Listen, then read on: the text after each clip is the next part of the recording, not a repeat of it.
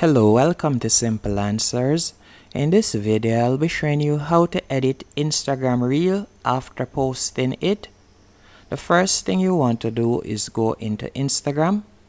Once in the app, you'll simply find the reel that you posted.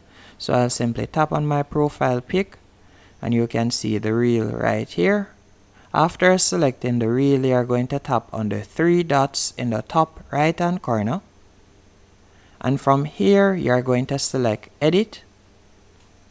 Then you can now tap on tag people. So you could tag someone now in the Instagram reel that you didn't tag when you were posting it. You can also add location and you can tap on advanced setting and you could turn off show captions. Another thing that you can also do is add caption by tapping on caption right there. And you can also change the cover of your Instagram reel if you like. So you could choose a new one or you could tap on add from camera roll. So you can see that there are numerous ways how you can edit your Instagram reel after posting it.